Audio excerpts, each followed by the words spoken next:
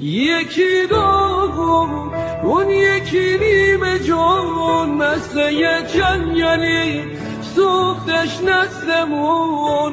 من هیچ وقت نمیگم جوانی کجایی، تو اوج جوانی تو آینه دیدم یه با چشمم افتاد به مویم سفیدم. تو دنیا به جز غم دگر هیچ ندیدم من. یکی زندگی شسته با سرنوشت، یکی سرنوشتش رو از سرنوشت. ما اینجا به ظلم کدامین گناهی،